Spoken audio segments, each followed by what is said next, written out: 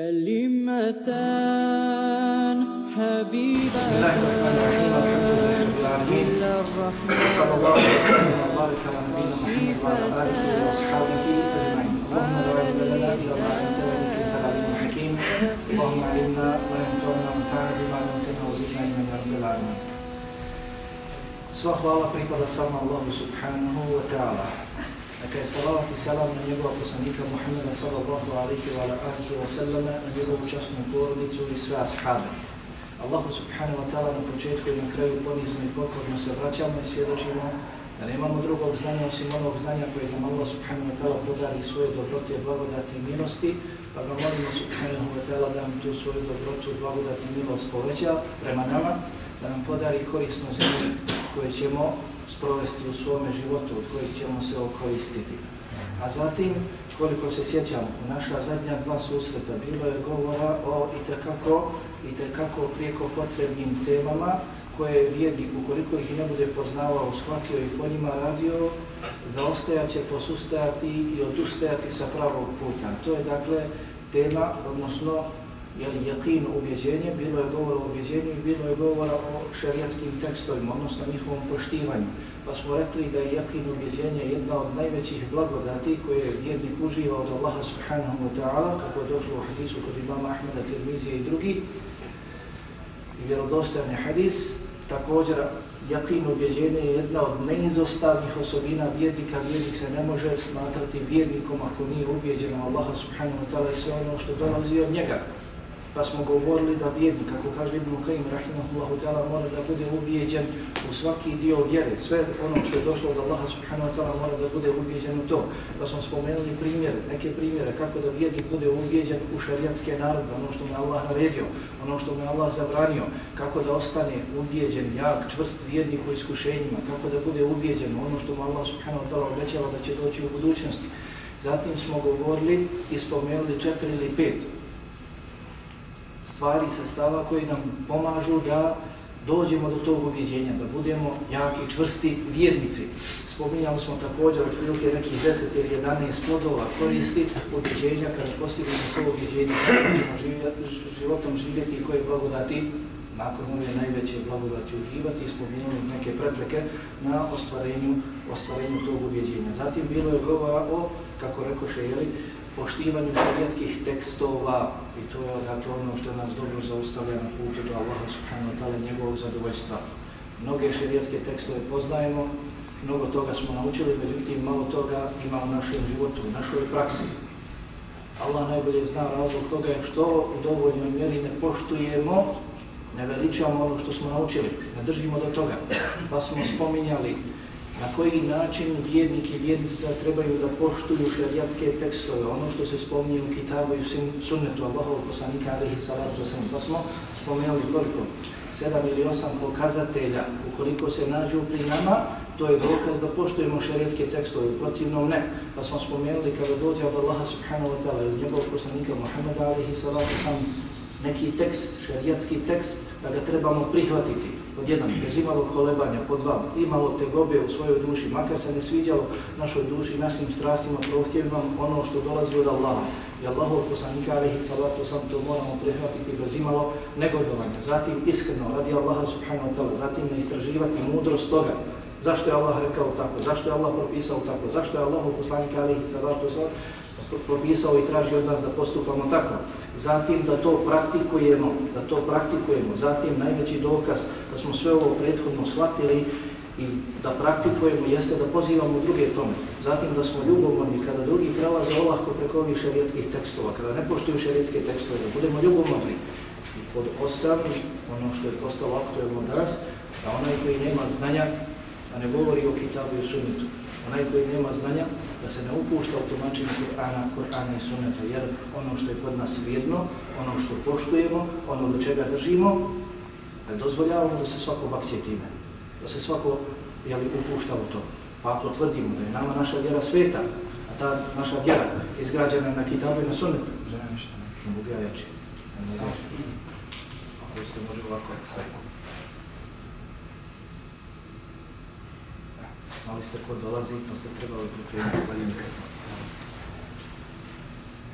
Pa ne bismo trebali da se svako upušta u tumačenje Kur'ana i Sunneta, odnosno da govori o Allahu subhanahu wa ta'ala vjeri i dini islamu koja je izgrađena na kitabu i na sunnetu.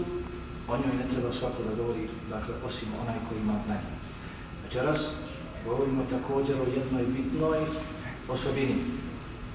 Da svakog vjernika i svakog vjernicu koji žele da nastave dalje svoj hod ka Allahu subhanahu wa ta'ala njegovom zadovoljstvu. Bez ove pojave, Allah najbolje zna, dešavat će se još više ono što se dešava danas brojnim muslimanima. Da jedno govore, a da drugo rade. A mnogo toga poznaju, a malo od toga imaju u svojoj praksi. A to je dakle svjesnost Allahovog nadzora. Svjesnost da nas Allah subhanahu wa ta'ala vidi, ma gdje se nalazili, što god uradili, Allah subhanahu wa ta'ala zna šta radimo. Što god kazali, Allah subhanahu wa ta'ala dobro čuje šta smo kazali. Kada god se ustegnemo od nekih riječi ili od nekih dijela, Allah subhanahu wa ta'ala dobro zna zašto smo se ustegnuli. A zasigurno onaj koji bude stalno, tokom cijelog svoga života, u svakom trenutku svjestan da ga Allah subhanahu wa ta'ala nadzire, neće se desiti da olahko počini grijeh. Neće se desiti da olahko kaže ono što nikad ne bi rekao Allahu poslanika alihi sallam ili uradi ono što nikada on ne bi uradio, ono što je Allah zabranio ili on. A večeras govorimo dakle o toj i tekako prijeko potrebnoj osobini. Dakle, svjesnost da nas Allah subhanahu wa ta'ala nadzire. Allah subhanahu wa ta'ala poznaje dobro naše stanje. Poznaje ono što iznosimo na jav, ono što krijemo u svoja četiri zida i ono što krijemo u svojim prsima. Allah subhanahu wa ta'ala sve to zna. Njemu je poznato. Pa dakle govorimo o tome. Na arapskom jeziku za ovu svjesnost o Allahovom nadzoru koristi se termin muraqaba. Vjerovatno većina vas je čula taj termin muraqaba. Dakle, ova riječ u arapskom jeziku ima značenje vođenja brige o nečemu. Muraqaba ima značenje vođenja brige o nečemu, nadgledanje nečega. Kao što je poznato, jedno od Allaha subhanahu wa ta'ala lijepih imena je i Ar-Raqib. Ar-Raqib, onaj koji nadgleda, onaj koji nadzire, onaj kome ništa ne promiče. Također ima značenje Al-Hafidha, onaj koji sve to nadzire, nadgleda, ništa mu ne promiče, također sve to čuva. Pomno bilježi, naređuje da se to pomno zabilježi i da se sačuva do dana kada ćemo se svi obreti, kada ćemo se svi naći pred njim. Kaže se raqad Allahe fi amrihi, u arapskom jeziku koristi se primjer za onoga koji je svjestan Allahovog subhanahu wa ta'ala nadzora kada čini neko djelo. Al-Mahasibi rekao je, muraqaba ima značenje neprestanog, čvrstog znanja srca u svakom trenutku da Allah zna sve o njemu. Ova svjesnost o Allahovom nadzoru dakle znači da imamo čvrsto srčano znanje, srčano objeđenje svakog trenutka, da nas to srčano objeđenje ne napušta, da Allah subhanahu wa ta'ala zna sve o nama. Također na drugom mjestu prelijepo je rekao za muraqabu da je to ilmul qalbi bi qurbi rabbi, ilmul qalbi bi qurbi rabbi, znanje srca o blizini njegova gospodara. I srce čvrsto vjeruje da je ubjeđeno da ti je gospodar blizu, da zna sve o tebi. Ibnul Qayyim rahimahullahu ta'ala rekao je al-muraqaba je neprestano znanje čovjeka, ubjeđenje da Allah subhanahu wa ta'ala ima uvida na njegovu unutrašnjost i njegovu spoljašnjost. I brojne druge definicije koje su spominjali islamski učenjaci. Brojni su kuranski ajeti, budući da je ovo neizostavna osobina, sve jednog vjernika, sve jedne vjernice, brojni su kuranski ajeti riječi Allaha subhanahu wa ta'ala kojima se spominja ova osobina, direktno ili indirektno. Dakle, brojni ajeti. Pa kaže Allah subhanahu wa ta'ala u suri Al-Baqara وَعْلَمُ أَنَّ اللَّهَ يَعْلَمُ مَا فِي أَنفُسِكُمْ فَحْذَرُوا. Dobro znajte da Allah zna ono što se nalazi u vašim dušama, ono što vaše duše kriju, pa ga se dobro čuvajte. Znajte da Allah dobro zna ono što se nalazi u vašim dušama, pa ga se dobro pričuvajte. Pa kaže Allah subhanahu wa ta'ala u suri Al-Imran إِنَّ اللَّهَ لَا يَخْفَى عَلَيْهِ شَيْءٌ فِي الْأَرْضِ وَلَا فِي السَّمَاءِ. Doista Allahu subhanahu wa ta'ala ništa nije skriveno, ni na zemlji, ni na nebesima. Samo je poznato. Sve to nadzire, nadgleda. Kaže Allah subhanahu wa ta'ala u prvom ajetu sure An-Nisa, pred kraj, Inna Allahe kane alejkum raqiba. Doista je Allah subhanahu wa ta'ala nad vama raqib, onaj koji nadzire, onaj koji vas nadgleda. Kaže Allah subhanahu wa ta'ala وَتَوَكَّلْ عَلَى الْعَزِيزِ الرَّحِيمِ الَّذِي يَرَاكَ حِينَ تَقُومُ وَتَقَلُّبَكَ فِي السَّاجِدِينَ إِنَّهُ هُوَ السَّمِيعُ الْعَلِيمُ. I ti se osloni na silnoga i milostivoga. Ako se osloniš, naći ćeš Allaha subhanahu wa ta'ala milostivoga. Ako se ne osloniš na njega, naći ćeš ga silnog. sutra na sudnjem danu, budeš se oslanjao na njega svim svojim životnim stanjima i situacijama, naći ćeš ga sutra. Zašto je Allah završio ovaj ajet sa svojim imenom Ar-Rahim? Naći ćeš ga sutra na sudnjem danu milostivo prema tebi. Ne budeš li se oslanjao na njega, naći ga sutra na sudnjem danu Al-Aziza, silnoga prema tebi. Alladhi yaraka hina taqum, onaj koji te vidi kada ustaneš, noću da klanjaš, utaqallubaka fi sajidin, da klanjaš sa drugima kao što i oni klanjaju. Zašto? Zato što je innahu huwas samiun alim, zato što je on onaj koji sve čuje i koji sve zna. Ima ništa ne promiče. Kaže Allah subhanahu wa ta'ala prelijepo: an yahsabuna anna la nasma'u sirrahum wa najwahum bala wa rusuluna ladayhim yaktubun. Zar oni misle da mi ne čujemo ono što oni u sebi kriju i što se tajno sašaptavaju? Oni misle da mi to ne čujemo? An yahsabuna an la nasma'u sirrahum wa najwahum.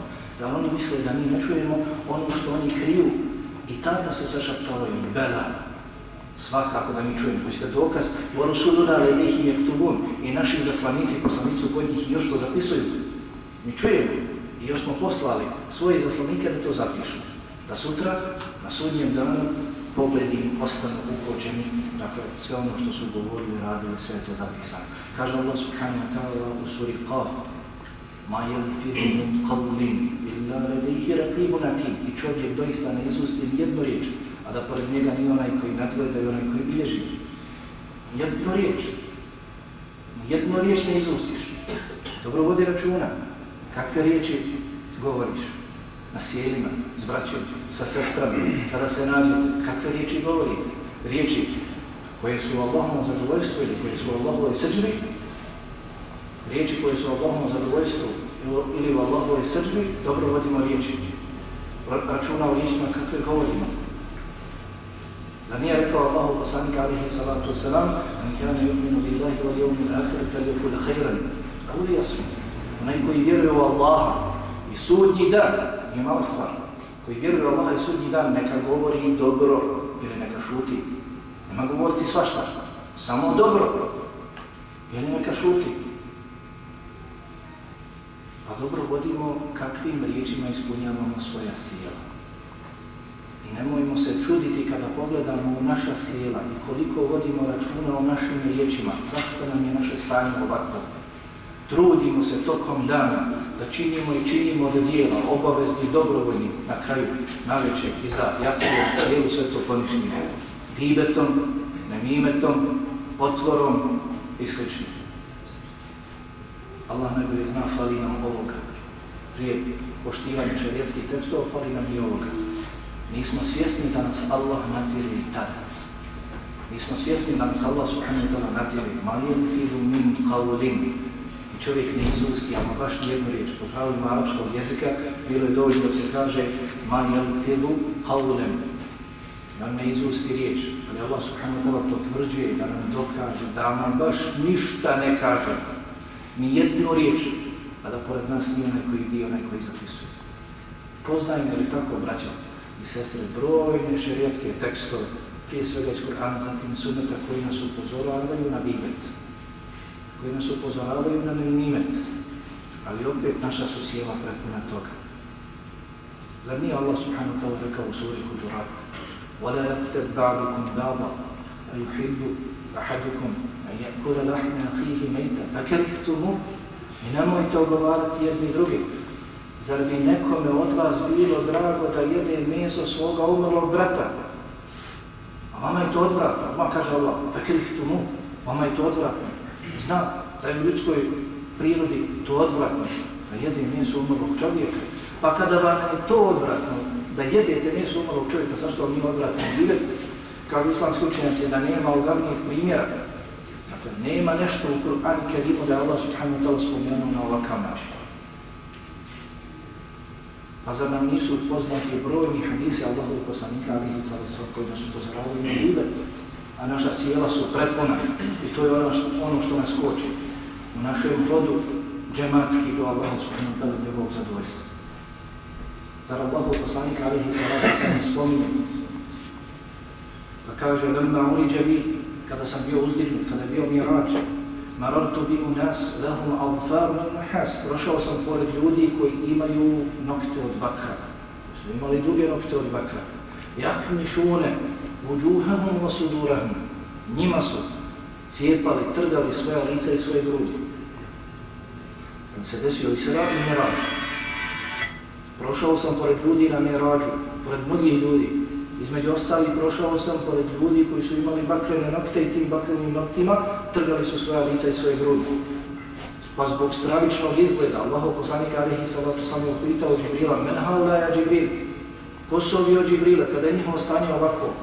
Pa kaže, to su ulajke alladine yakuluna luhumma an-nas wa yaqauna fi a'radihim, to su oni koji su jeli ljudsko meso i kaljali njihovu čast.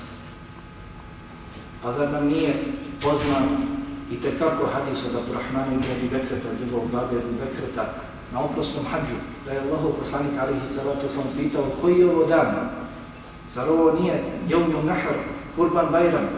Koji je ovo mjesec? Zar ovo nije Zul Hidže? A Jevmu Nahr najbolji dan kod Allah, Kurban Bajram najbolji dan kod Allah. Zul Hidže je jedan od svetih mjeseci, jedan od 4 sveta mjeseca. Koje je ovo mjesto? Zar ovo nije sveto mjesto? Mekka.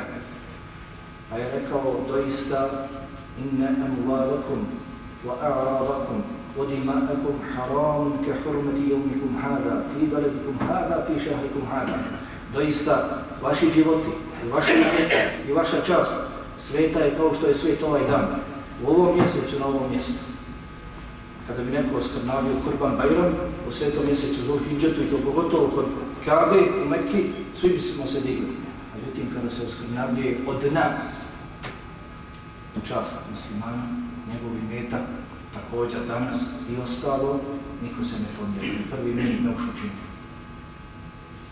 Pa zar nam nije poznat hadis, kad jedne prilike došao jedan od ashaba, učinio blud, zinaluk, pa došao Allahov poslaniku alejhi salatu sam da ga očisti. A nekoliko puta saopštio svoj slučaj, 4 puta, pa Allahov poslanik alejhi salatu sam okretao se na 4 strane, bijao ga.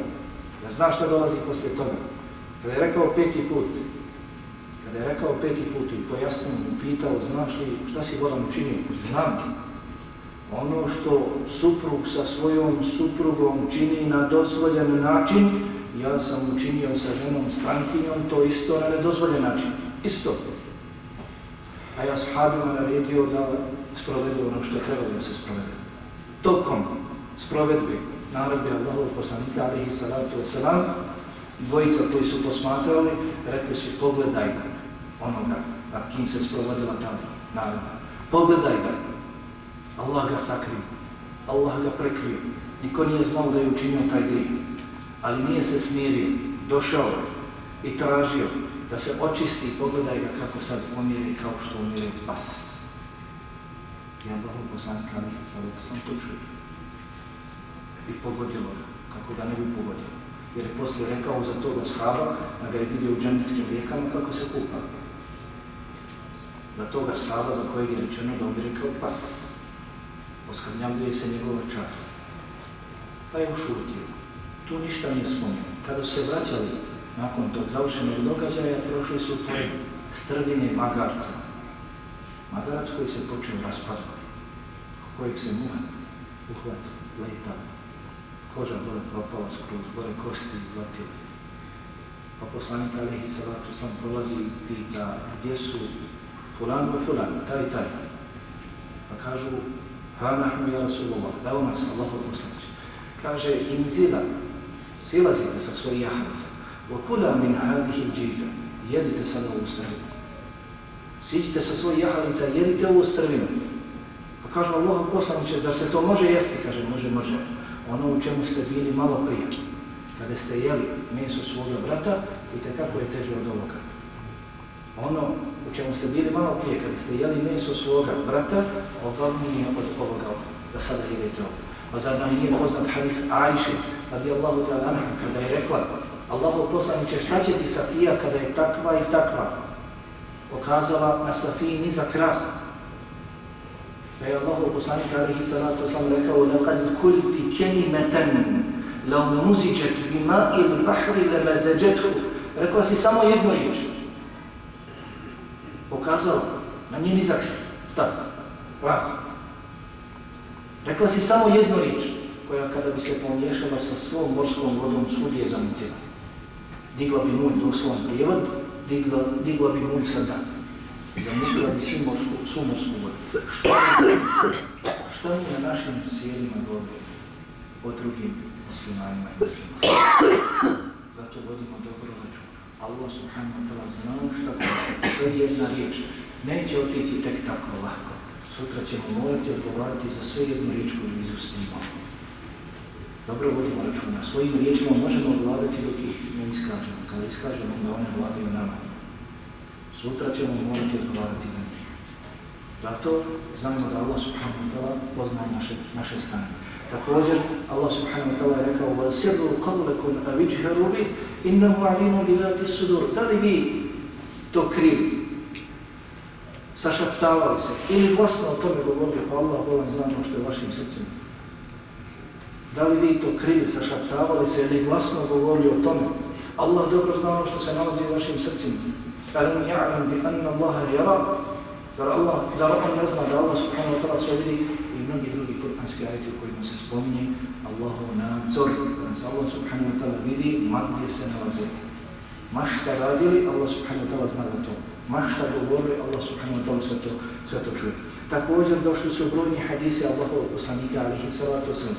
Kao vama dobro poznatom hadisu kod Buhari i kod Muslima, od Ebu Hurajre i Omera radijallahu ta'ala anhuma, spominje se da je došao Melek Džibril u ljudskom liku, pa postavio Allahovom poslaniku alihi salatu wasalam nekoliko pitanja. Šta je to islam, šta je to iman, pa je postavio pitanje šta je to ihsan. Pa je rekao Allahu poslanik alihi salatu wasalam odgovarajući na ihsan, rekao je en ta'budu Allaha ka'annaka tarahu. فَإِنْ لَمْ تَكُنْ تَرَاهُ فَإِنَّهُ يَرَاكَ. Da obožavaš Allaha subhanahu wa ta'ala kao da ga vidiš. Kako ide dalje prijevod? Jer ako ti njega ne vidiš, on te vidi. Kako povezati to drugo rečenicu s prvom? Obožavaj Allaha kao da ga vidiš. Ako ne možeš tako da ga obožavaš, kada staviš na namaz, kada učiš Kur'an, kada udjeljuješ sadaku, tokom dana dok postiš, ako ne možeš da budeš prisutan u tom svom ibadetu kao da Allaha dželle vala gledaš pred sebe, onda ga obožavaj, niži stepen, znajući da on tebe vidi. Nema kako se kod nas česti prevodi. Ako ne možeš da obožavaš Allaha subhanahu wa ta'ala kao da ga vidiš, onda ga obožavaj znajući da on tebe vidi. Onda ga obožavaj znajući da on tebe vidi. Pa kaže Ibn Qudama rahimahullahu ta'ala, osvrćući se na ovaj hadis, kaže, ovdje je vjerovjesnik sallallahu alaihi wa sallam pod ihsanom podrazumijevao svjesnost Allahove veličine, svjesnost njegova nadzora prilikom činjenja ibadeta. Slično se prenosi od Muaza ibn Džebela, radijallahu anhu, da je tražio od Allahovog poslanika alaihi salatu wasalam da mu nešto poruči, da ga posavjetuje, pa je rekao mu Allahov poslanika alaihi salatu wasalam, obožavaj Allaha kao da ga vidiš. Obožavaj Allaha kao da ga vidiš i sebe već ubrajaj u mrtve. Očekuj smrt, da će ti brzo doći. Sebe već ubrajaj u mrtve. Nemoj očekivati da ćeš živjeti, pa zbog toga odgađati i ibadet. Ne, već sebe smatra jednim od mrtvih, a ako hoćeš ja ću te obavijestiti o onome što će ti ponajviše pomoći u tome, pa je rekao, ukazujući na svoj jezik ovo. I brojni su hadisi u kojima Allahov poslanik alejhi salatu vesselam postiče na sve dobra djela, zatim kaže, hoćete li da vas obavijestimo onome što će vam sačuvati ta dobra djela, o kojima sam vas obavijestio, pa kaže ovo, kufa alejke haza, dobro čuvaj ovo i slično. A to dobro da budemo čuti na svom jeziku. Bilježi Ebu Daud i drugi od Abdullah ibn Muavija radijallahu anhu da je Allahov poslanik alejhi salatu vesselam rekao, ko bude činio 3 radnje, osjetit će slast imana. Ko bude obožavao samo Allaha, jednog jedinog, a doista nema drugog istinskog Boga mimo Allaha. Ko bude izdvajao zekat na svoj imetak, drage duše, koja ga na to postiče svake godine, ne bude izdvajao staro, niti slomljeno, niti bolesno, misli se na stoku, niti najslabije, niti najgore, već i svoga osrednjeg imetka, jer Allah subhanahu wa ta'ala od vas ne traži najbolje, niti vam naređuje, jer traži najgore i ko očisti svoju dušu. Pa su ashabi rekli, dobro znamo što znači prvo, obožavati samo Allaha. I dobro znamo na takav način da trebamo izdvajati zekat. Što to znači očistiti svoju dušu? Ma hiya tazkiyatu nafs. Šta je to čišćenje duše? Pa je rekao Allahov poslanik alihi salatu wasalam, to je da znaš da Allah subhanahu wa ta'ala je uz tebe gdje god se ti nalazio. I time čovjek zasigurno čisti svoju dušu od svega napravljeno i ogavnog. Masruk ibn al-Ajda, rahimahullahu ta'ala, je rekao, ko bude svjestan Allahovog nadzora prilikom razmišljanja, ko bude vodio računa o Allahu subhanahu wa ta'ala dok razmišlja, znam da Allah subhanahu wa ta'ala dobro to poznaje. Kad sjediš sam sa sobom i razmišljaš, Allah subhanahu wa ta'ala dobro to zna, jer te Allah stvorio i dobro zna sve o tome, pojedinosti. Kaže, ko bude svjestan Allahovog nadzora prilikom svoga razmišljanja, Allah će ga sačuvati prilikom njegovih dijela. Kada bude činio dijela, bude li čovjek vodio računa o Allahovom nadzoru čak i kada bude razmišljao i planirao, Allah subhanahu wa ta'ala će ga sačuvati i prilikom činjenja njegovih dijela. Ebu Hafs Nisaburi rekao je prelijepe riječi Ebu Osman, drugom učenjaku, prelijepe riječi. Kada sjedneš pred ljude, budi vajz sebi, kada sjedneš pred ljude da vajziš, budi vajz sebi, svome srcu, nemoj da te obmane njihovo okupljanje oko tebe, jer oni nadziru tvoju spoljašnjost, a Allah zna tvoju unutrašnjost. Kada sjedneš pred ljude, da im vaziš, onda vazi sebi Bog. Nemoj da te obmane njihovo okupljanje oko tebe, tvoja riječitost, slatkorječivost i slično.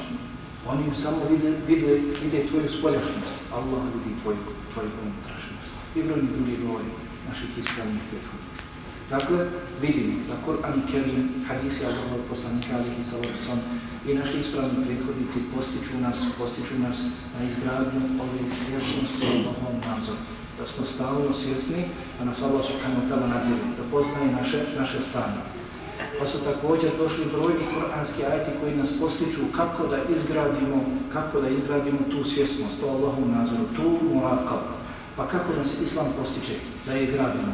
Prije svega, Allah subhanahu wa ta'ala naređuje nam da se bojimo njega u svakom trenutku, u svakom stanju, ma gdje se nalazili. Allah subhanahu wa ta'ala traži od nas bogobojaznost, da čuvamo njegove naredbe, da čuvamo njegove granice, da čuvamo njegove propise, da se bojimo kada govorimo, kada radimo, kada razmišljamo i. Pa nam je dobro poznat od Muaza ibn Džabela, Abu Darla i drugih ashaba, da je rekao Allahu poslanika alihi salatu wasalam, ittaqillaha haythuma kunt. Boj se Allaha gdje god bio. Boj se Allaha gdje god bio. Ne, dakle samo u mešćidu na ulici. Ne moraš se bojati na ovom ili onom mjestu, bojiš se zato što je tamo jak džemat, zato što je tamo islamska atmosfera, kada izađeš iz tog mjesta, ne. Nismo mi robovi vremena i mjesta. Mi smo robovi Allaha dželjavala. Ma gdje se nalazi? Mi ne obožavamo Allaha subhanahu wa ta'ala samo na ovom ili onom mjestu, već ga obožavamo ma gdje se nalazi i u kojem vremenu živjeli. Također, kako su prethodili brojni kuranski ajeti, Allah nas jasno napominje da sve zna o nama. Da sve zna o nama, što god rekli, što god uradili, Allah subhanahu wa ta'ala zna sve o nama. Također, Allah subhanahu wa ta'ala i Allahov poslanik alihi salatu wasalam upozoravaju nas na činjenje grijeha u osami. Da se dobro bojimo Allaha subhanahu wa ta'ala, vodimo računa kada smo u osami. Lakše je bojati se Allaha subhanahu wa ta'ala, čuvati njegove granice, naredbe, zabrane, propise, kada smo u društvu i tako. Ako čovjek i kreni da pogriješi prema Allahu subhanahu wa ta'ala, njegov brat, ako mu je iskren, istinski brat, to će ga za ruku, neće ga ostaviti i prepustiti grijehu. Međutim, kada si sam, među 4 zida, neće te spriječiti da počiniš grijeh, osim svjesnost o Allahovom nadzoru. Da te Allah subhanahu wa ta'ala vidi i čuje. A brojna pitanja danas najbrojnija dolaze iz braka. Nažalost, vezana za razvod braka. Pa kada dođu jedno i drugo, spomenu šta jedno drugom govore, kako se jedno s drugim ophode među 4 zida, stanete razum. A na ulici su has muslimani, samo takvi muslimani. A kad se povjere i kada traže rješenje da im koliko toliko uspije brak i održi se brak, razum ti stane kada čuješ šta govori jedno drugom i kako se ophode jedno prema drugom. Allah najbolje zna pomanjkalo ove svjesnosti o Allahovom nadzoru. Nisu svjesni. Da su svjesni da ih Allah subhanahu wa ta'ala nadzire, da se sve jedna njihova riječ piše, sve jedan njihov postupak. To Allahov poslanik alejhi sallam nikada ne bi rekao svojoj supruzi. Nikada ne bi podigao ruku, tako Ajša radijallahu ta'ala anha rekla da nikada nije digao ruku ni na koga, osim u borbi. Nikada ni na koga, ni na ženu, ni na slugu, nikada ni na koga nije digao ruku. A gdje si ti sprem slijedjenja Allahovog poslanika alejhi sallam? Samo smo uzeli se 2-3 stvari i samo u tome slijedimo Allahovog poslanika i mi smo pravi, mi smo istinski, naprotiv, jedini, nema drugi, jedino mi slijedimo Allahovog poslanika alejhi sallam. Ne. Da uzmemo cijeli njegov život i svoj život stavimo na vagu njegova života, malo šta bi se od sunneta primijetilo kod nas i bilo kod nas. Zar bi Allahov poslanik alejhi sallam ikada tako ogavnu riječ rekao svojoj supruzi, a od braći i od sestara kada čuješ šta niti razumije. Nestalo ove svjesnosti Allahovom nadzoru. Pa Allahov poslanik alejhi sallam kaže: لَأَعْلَمَنَّ أَقْوَامًا مِنْ أُمَّتِي يَأْتُونَ يَوْمَ الْقِيَامَةِ بِحَسَنَاتٍ أَمْثَالِ جِبَالِ تِهَامَةٍ بَيْضَاءَ. Ja zasigurno dobro znam ljude iz moga ummeta koji će doći na sudnjem danu sa ogromnim dobrim djelima, poput bijelih brda Tihame, ogromnih brda. Toliko će imati dobrih djela. فَيَجْعَلَهَا اللَّهُ عَزَّ وَجَلْ هَبَاءً مَنْثُورًا. Pa će Allah subhanahu wa ta'ala ta njihova ogromna djela, toliko velika, poput brda, bijelih brda Tihame, pretvoriti u prah razosupno.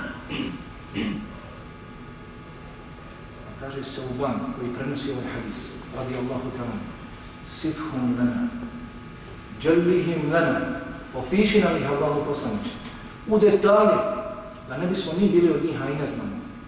Pa sutra došli na sudnji dan i sva naša djela bila pretvorena u prah i pepeo. Pa kaže Allahu poslanik alejhi sallam: to su vaša braća, izgledaju kao i vi, klanjaju noću kao i vi. وَلَكِنَّهُمْ أَقْوَامٌ إِذَا خَلَوْا بِمَحَارِمِ اللَّهِ انْتَهِكُوهَا. Ali su to ljudi koji kada se osame, onda ruše Allahove granice. Kada se osame, onda se ne drže Allahovi naredbi, Allahovi zakona. Nema nikoga od ljudi da ih gleda, a da se 24 sata postavi nekakva kamera i da se nadzire njihov život u kući.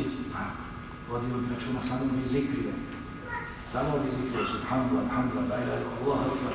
Ne bi li razmišljao da podigneš na svoju suprugu, na svoje dijete. Odlično stvorenje te nakleda, da te čovjek nakleda. Allah dželjavala, kome ništa ne promiče i koji će još na sudnjem danu doći sa svim tim, ništa neće biti zaboravljeno, izuzeto, izostavljeno, sa svim tim doći Allah subhanahu wa ta'ala. Da se dobro čuvajmo, da ne griješimo svakako i u javnosti, a posebno u tajnosti.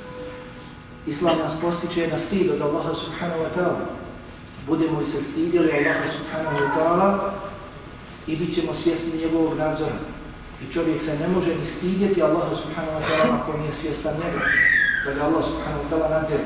Stoga su došli brojni hadisi u kojima nam Allahov poslanik alejhi salatu sallam napominje na stid, da se stidimo Allaha subhanahu wa ta'ala. Kažu u hadisu Sa'ida ibn Yazida: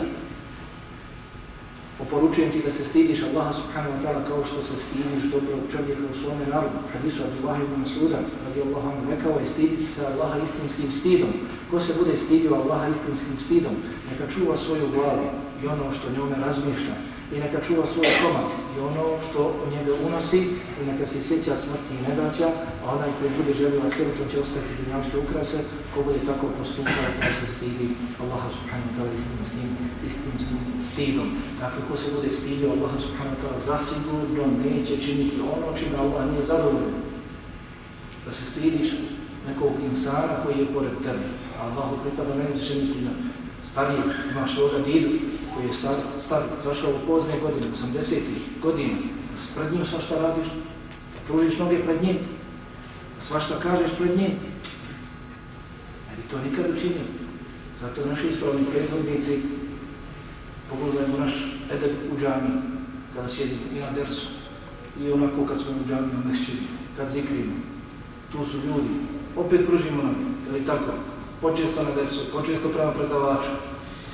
Selef, naši ispravni prethodnici, kad su sami bili njihovi sinovi zaticali ih, poput Abdullaha, kada je zatekao svoga babu Ahmeda i drugi, nalazili bi ih da zikre na koljenima, sjede na koljenima, okrenuti prema kibli i zikre.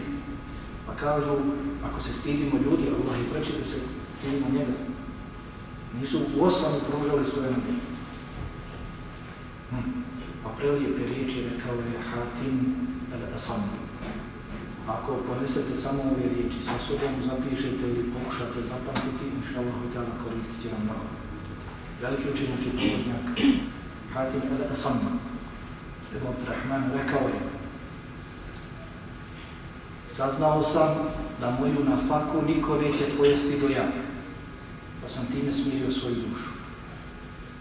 Saznao sam da moju nafaku niko ne može pojesti, pa sam time smirio svoju dušu. Saznao sam da moja djela niko neće činiti mimo mene. Ima neko da će za mene klanjati, postiti i ostale ibadete činiti? Ne. Saznao sam da moja djela niko neće činiti mimo mene, pa sam požurio da činim svoja djela, požurio sam sa svojim djelima. Saznao sam da će mi smrt doći iznenada. Imam neko da zna kada će mi melek smrti doći? Niko. Od nas ne zna kada će mi melek smrti doći. Kako stoji u ovim ajti sura Lukman, وَمَا تَدْرِي نَفْسٌ مَاذَا تَكْسِبُ غَدًا وَمَا تَدْرِي نَفْسٌ بِأَيِّ أَرْضٍ تَمُوتُ. Nijedna duša ne zna šta će sutra zaraditi i nijedna duša ne zna u kojoj će zemlji umrijeti. Niko od nas ne zna. Kaže, saznao sam da će mi smrt doći iznenada, pa sam požurio da ih dočekam spreman, sa dobrim djelima, jer ljudska djela prestaju nakon njihove smrti, ali tako, kako je došlo u hadijskoj Buhari kod Muslima Abu Hurajre. Ljudska djela prestaju, doista, jer djela svakog sina, Adamovog, svakog čovjeka prestaju sa njegovom smrću, osim u 3 slučaja. Trajne sadake, znanja koje ostavi za sebe, da se drugi koriste njime, i dobrog djeteta koje dobi za njega. Sa našom smrću sve prestaje. Ali lejse lepin san illa ma sa. I doista čovjeku ne pripada osim ono što je postigao sam, zaradio sam. Saznao sam da će mi smrt doći iznenada, pa sam požurio da je dočekam spreman. I saznao sam da se ne mogu sakriti od Allahovog pogleda, zato da se stidim. Saznao sam da se ne mogu sakriti od Allahovog pogleda, zato da se stidim. Saznao sam da moju nafaku, moju opskrbu niko neće pojesti do ja, pa sam time smirio svoju dušu. Saznao sam da moja djela neće činiti niko drugi do ja, pa sam požurio sa svojim djelima. Saznao sam da će mi smrt doći iznenada, pa sam požurio da ih dočekam spreman i saznao sam da se ne mogu sakriti od Allahovog pogleda, pa da se zato i stidi. Dakle, ko se bude stidio Allaha subhanahu wa ta'ala zasigurno i bit će svjestan Allahove prisutnosti, Allahovog nadzora. I također Islam, kako nas postiče na izgradnju ove prijeko potrebne osobine, Islam nam Allah subhanahu wa ta'ala obećava ogromnu nagradu za sva djela koja budemo činili, a svjesni smo da nas Allah nadzire. Sve jedno djelo koje učiniš i svjestan si Allahove prisutnosti, da Allah prati, da Allah nadgleda te dok činiš djelo, dok govoriš riječi, činiš djelo, to djelo je kod Allaha subhanahu wa ta'ala mnogo više vrednovano dok onako kada ga učiniš.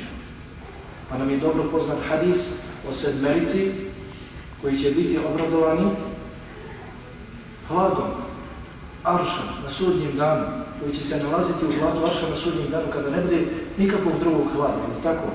Pa se tu spominje ko? وَرَجُلٌ ذَكَرَ اللَّهَ خَالِيًا فَفَاضَتْ عَيْنَاهُ. Čovjek koji se sjetio Allaha u 8. Sjetio Allaha subhanahu wa ta'ala, razmišljao o svome gospodaru, bio svjestan svoga gospodara, razmišljao o njemu, njegovim stvaranjima, pa su mu suze potekle. Sad dobio je ovo počasno mjesto, u hladu Arša, kada se drugi budu pekli ispod vrlo blizu spuštenog sunca, iznad ljudskih glava. A također je spomenuo čovjeka kojeg je pozvala ugledna žena, na nemoral, na zinalu. Gdje ga je pozvala? Na ulici? U 8. Pa je rekao, inni akhafu Allah, ja se bojim Allah. Pa je spomenuo čovjeka koji je udjeljivao svojom desnicom tako tajno, skriveno, toliko da nije znala ni njegova vjerica. Pa je također i on zadobio ovo počasno mjesto. Ja. Budemo li, inšallahu ta'ala, težili ka izgradnju ove osobine? Prije svega, naša vjera će se popraviti, zasigurno. Budemo li težili izgradnju ove osobine? Da smo svjesni da nas Allah subhanahu wa ta'ala nadzire u svakom trenutku, da zna sve o nama, inšallahu ta'ala, prije svega popravit će se naša vjera. Kada god budemo htjeli nešto reći, vodit ćemo računa šta govorimo. Kada budemo god htjeli nešto kazati, nešto uraditi, vodit ćemo računa o tome. Je li Allah subhanahu wa ta'ala time zadovoljan ili ne? Je li to Allah propisao ili ne? Allahu poslanik alejhi salatu vesselam ili ne? Pa zasigurno naša vjera će se popraviti. Zatim, od vrijednosti, koristi i plodova ove osobine, također je i ulazak u džennet. Pa je upitan jedan od naših prethodnika čime će čovjek postići džennet, pa je odgovorio postići će džennet sa pokorom, sa ustrajnosti u kojoj nema popuštanja, sa radom i zalaganjem u kojoj nema griješenja, sa svjesnošću o Allahovom nadzoru u tajnosti i javnosti, sa iščekivanjem smrti i pripremanjem za nju i sa obračunavanjem duše prije nego li joj bude obračunavanje, sa ustrajnosti u kojoj nema popuštanja, sa radom, zalaganjem, trudom u kojem nema griješenja, sa svjesnosti o Allahovom nadzoru u tajnosti i javnosti, sa pripremanjem za smrt, iščekivanjem za smrti i pripremanjem za nju i sa obračunavanjem duše prije nego li joj bude obračunavanje. U džennetu ovakve osobe kada uđu zadobit će Allahovo zadovoljstvo, a to je dakle nešto posebno. Zar Allah subhanahu wa ta'ala u suri Tawbe opisuje džennet i džennetska uživanja i nakon toga kaže وَرِضْوَانُ مِنَ اللَّهِ أَكْبَرُ. وَرِضْوَانُ مِنَ اللَّهِ أَكْبَرُ. Allahovo zadovoljstvo veće od svega toga. Allahovo zadovoljstvo veće od svega toga, svih tih džennetskih uživanja. Allahovo zadovoljstvo je veće. Dakle, onaj s kim Allah subhanahu wa ta'ala bude zadovoljan, to ćemo biti vrednije ne od dunjalka i svega što je na njemu, već od dženneta i svega što je na njemu. Allah subhanahu wa ta'ala bude zadovoljan tom.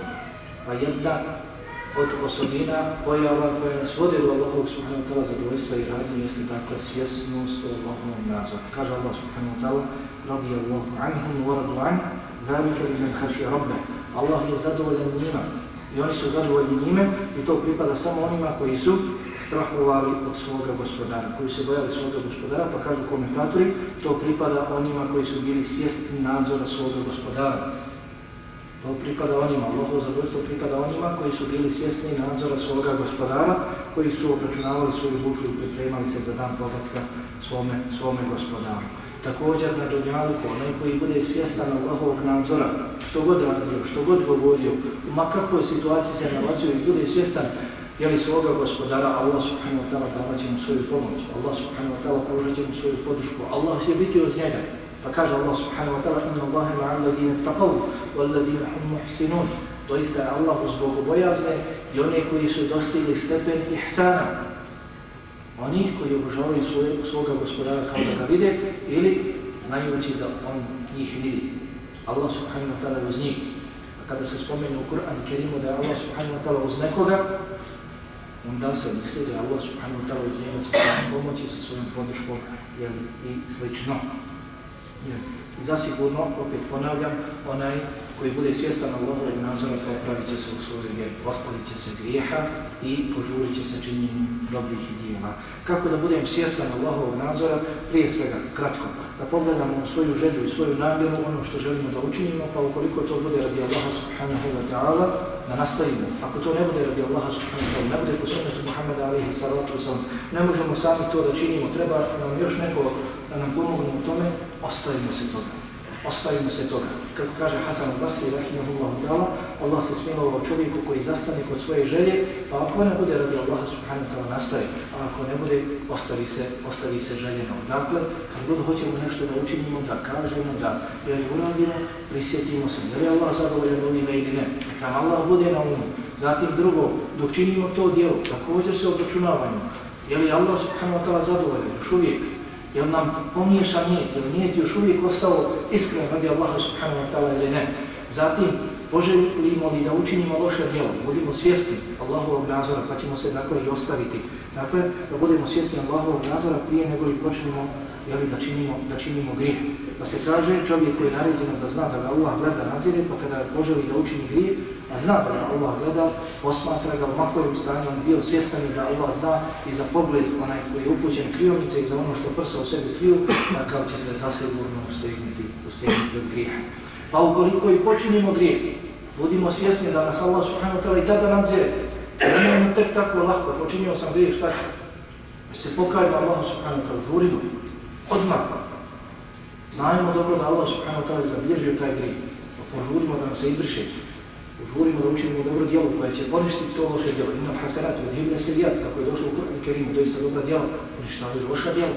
Požurimo, kako kaže Ibn Qayyim, svjesnost o Allahovom nadzoru tokom griješenja ogleda se u pokajanju. Što znači biti svjestan Allahovog nadzora kada pogriješiš, da se pokaješ odmah za to.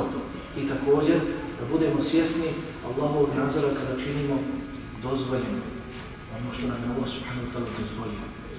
Čuli smo kada hoćemo da učinimo propisano, naređeno, kada hoće čovjek da učini grijeh i također kada čovjek čini ono što mu Allah dozvolio. Kako da bude svjestan Allahovog nadzora, kaže Ibn Qayyim rahimahullahu ta'ala, da mu bude zahvalan na tome. Kaže, ne priliči vjerniku da uživa u nekoj blagodati, a da ne bude Allahu subhanahu wa ta'ala zahvalan na njoj. Ne bi vjernik smio uživati neku blagodat, a da nije zahvalan Allahu subhanahu wa ta'ala na njoj.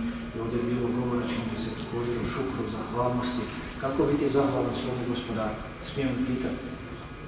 Pocrtao sam 5 stvari koje je pocrtao Ibn Qayyim rahimahullahu ta'ala. Rekavši, čovjek neće biti zahvalan svome gospodaru ni na jednoj blagodati ako mu ne bude zahvaljivao na ovakav način.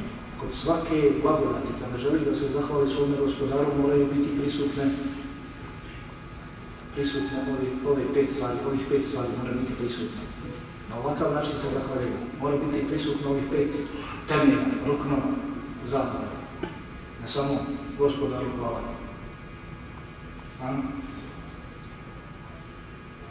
Ne ima više šafija, šafije su pamtile.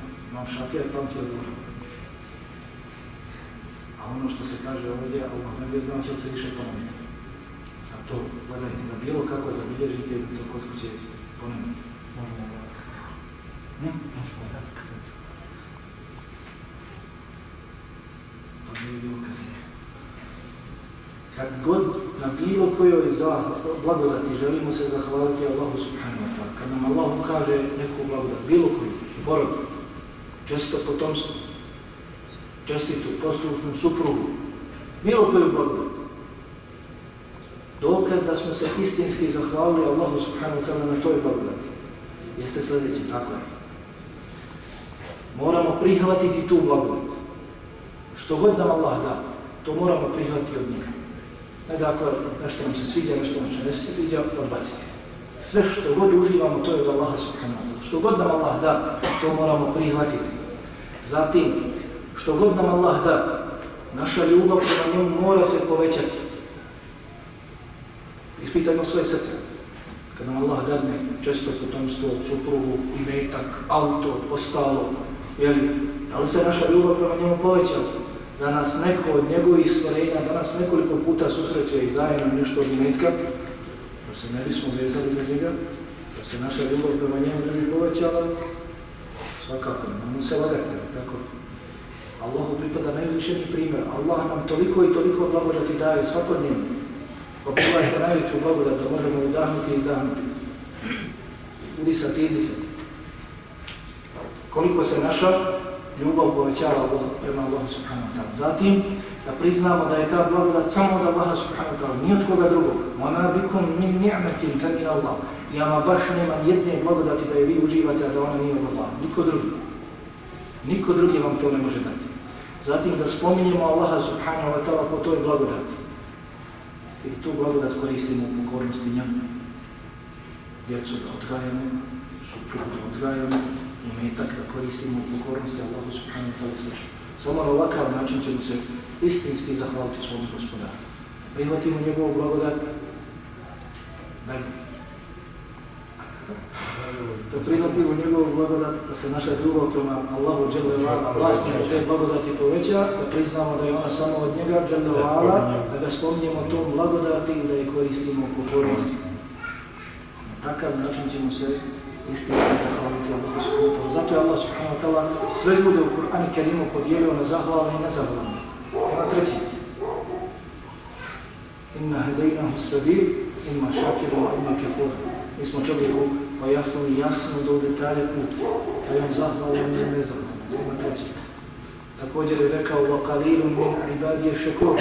Malo je mojih zahvalnih robova. Pa pogotovo kada znamo i vidimo kako se treba zahvaljivati Allahu subhanahu wa ta'ala istinski, onda to je sve njegovih robova i malo. Šta nam pomaže u našoj svjesnosti i Allahovom nadzoru? Mimo dakle onoga što je prethodilo, da budemo bogobojazni na svakom mjestu, u svakom vremenu, da sačuvamo griješenje posadi, da znamo da Allah subhanahu wa ta'ala svoj nama zna, da se stidimo svog gospodara vjeru i ono što je prethodilo. Također ono što će nam pomoći da izgradimo ovu osobinu kod sebe jeste upoznavanje sa Allahovim imenima i svojstvima. A to je ono o čemu se također, na što se žalimo Allahu subhanahu wa ta'ala danas. Ne poznajemo svoga gospodara u dovoljnoj mjeri. Zato nam je za njegovu vjeru ovakvo pridržavanje. Zato nam je ovakvo pridržavanje za islam kakvim da i vidimo. Zato što ne poznajemo svoga gospodara kako treba, u dovoljnoj mjeri. Nemojmo se obmanjivati.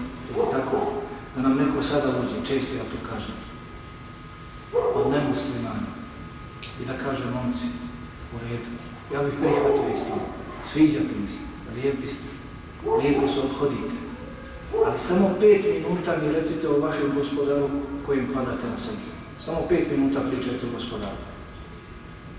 Opišite Allaha, kojim padate na srđu.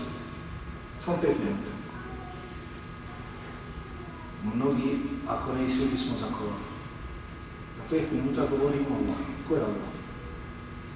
Da spominjemo neka njegova imena, da spominjemo značenje tih imena, da opišemo svoga gospodara. Zbog toga jest naše pridržavanje za islam ovako. Ne poznajemo u dovoljnu mjeri svoga gospodara. Da poznajemo njegova imena, njegove osobine, da smo svjesni toga i da znamo kada naučimo neko ime, kakav značaj to ima u mome životu, kakve tragove to Allahovo lijepo ime, Ar-Raqib, Al-Hafid, Ar-Rahman, Ar-Rahim, Al-Qudus, Al-Mu'min, Al-Muhaymin, treba da ostavi u mome životu. Kakve tragove? Onda zasigurno naša bi vjera bila bolja. Bili smo svjesni svoga gospodara. Zato je rekao Ibn Qayyim, rahimahullahu ta'ala, muraqaba, svjesnost o Allahovom nadzoru se postiže obožavanjem Allaha njegovim imenima, Ar-Raqib, Al-Hafid, Al-Alim, As-Sami, Al-Basir. Ko spozna ova imena i bude obožavao Allaha njima, on će i postići svjesnost o Allahovom nadzoru. Zatim, veličanje Allaha subhanahu wa ta'ala, zikr, što god budemo češće zikrili, spominjali Allaha subhanahu wa ta'ala, to ćemo i biti svjesni njega. To ćemo i biti svjesni njegovog nadzora. Kako kaže veliki islamski učenjak Muhammed ibn Nasr al-Mirvazi, rahimahullahu ta'ala, kada se u čovjekovom srcu učvrsti poštivanje, veličanje, spomin Allaha subhanahu wa ta'ala, tada će se u njegovom srcu nastaniti stih od Allaha subhanahu wa ta'ala, uvažavanje, poštivanje Allaha subhanahu wa ta'ala, pa će srcem prevladati svjesnost Allahovog nadzora. Srce koje mnogo spominje i veliča Allaha subhanahu wa ta'ala, stidit će se Allaha. Onda će biti i svjesno Allaha subhanahu wa ta'ala, da ga Allah nadzire. Nakon čega će se stidjeti da Allah pogleda u njegovo srce, a u tom srcu ima nešto čime Allah nije zadovoljan. Pa će se stidjeti da Allah pogleda ostale njegove organe, kakva djela čini ti organi, on će se stidjeti da Allah pogleda, a on čini nešto čime Allah subhanahu wa ta'ala nije zadovoljan. Dakle, često spominjanje Allaha subhanahu wa ta'ala doprinosi izgradnji ove osobine. Također prisjećanje na Allahu subhanahu wa ta'ala sveobuhvatno znanje, da Allah subhanahu wa ta'ala sve zna o nama, o čemu je prethodilo mnogo toga kuranske ajete i hadisa. U jedne prilike je upitan Al-Junayd, rahimahullahu ta'ala, čime će čovjek pomoći se da bolje obara pogled? Šta će čovjeku pomoći kad ide ulicom, pogotovo u ljetnim danima, velikim vrućinama i žagama? Šta će čovjeku pomoći da bolje obara pogled? Rekao je opasno. Prelijepo. Wallahi treba i zapisati. Rekao je, pomoći ćeš se svojim znanjem da te Allah gleda prije nego li pogledaš u željenu. Prošla pored tebe, pa bi ti malo da okreneš se, malo duži pogled i da pogledaš u retrovizor, sjeti se da te Allah gleda prije nego li pogledaš u retrovizor. Čime ćeš se pomoći da bolje oboriš pogled, pomoći ćeš se svojim znanjem da te Allah gleda prije nego li pogledaš u željenu. Pravi priliči. Amr ibn Abdul Qais je rekao, nikada nisam pogledao nešto da nisam vidio da mi Allah bliži od toga. Nikada nisam pogledao nešto zabranjeno da nisam vidio da mi Allah bliži od toga. Allah zna, Allah me vidi da ja to gledam. Rekao je naš sahih Ebu Abdurrahman Hatim al-Sam, rahimahullahu ta'ala, obračunavaj svoju dušu kod troga. Kada budeš činio neko djelo, sjeti se da te Allah gleda. Kada budeš govorio, sjeti se da te Allah čuje. Kada ušutiš, sjeti se da Allah zna šta je u tebi, zbog čega si ušutio. Zatim, šta će nam pomoći da izgradimo ovu osobinu kod sebe, također potpuno ubjeđenje da Allah subhanahu wa ta'ala sve bilježi, što god kažemo, što god uradimo, Allah subhanahu wa ta'ala je to bilježi. Brojni kuranski ajeti, da ne dužim, govore o tom. Zatim, budemo li što ustrajniji pokornosti u činjenju ibadeta Allahu subhanahu wa ta'ala, bit ćemo i svjesni njega. Budemo li trenirali se, činili što je god moguće više ibadeta, koristili svaku situaciju da učinimo nešto od dobrovoljnih ibadeta, da zikrimo Allaha subhanahu wa ta'ala, ponavljamo njegov govor i slično, to će nam Allah subhanahu wa ta'ala biti češće na umu, bit ćemo svjesni svoga gospodara. Zatim prisjećanje na užitke, slasti i ljepotu koji se doživljavaju i osjećaju kada čovjek ostavi grih radi Allaha. Je li tako? Lijepo možda pogledati na ovu ili onu, ali kada vodiš pogledom da imaš još lepše. Još lepše, nikada nešto nije ostavio radi Allaha subhanahu wa ta'ala, a Allah subhanahu wa ta'ala nije dao bolje od toga. Dakle, vjernik kada hoće da učini neki grijeh, neka se prisjeti svoga gospodara, da ga Allah gleda i ostavi taj grijeh radi Allaha subhanahu wa ta'ala, neka zna da će Allah subhanahu wa ta'ala dati mnogo bolje od onoga što je želio. Zatim svakako dova, možda na prvom mjestu trebala biti spomenuta, dova, što god nam treba, a ovo nam je, vidimo, najpotrebnije, da izgradimo osobinu, da nas Allah subhanahu wa ta'ala stalno nadzire, da smo svjesni toga, tražimo to dovom od Allaha subhanahu wa ta'ala, dovimo mu. Što god nam treba da ostvarimo od koristi ili da odagnamo od sebe štete, to tražimo prije svega od Allaha subhanahu wa ta'ala. Jedini nam on može koristiti i šteti. Jedini nam on može koristiti od nas to odagnati, niko drugi. Spominjao sam ovdje reći šefu Islama ibn Taymiyyah rahimahullahu ta'ala o 4 osobe koje nam mogu koristiti i štetiti na dunjalku i na ahiretu. Pa smo vidjeli da nema ni jedne od tih 4 osobe.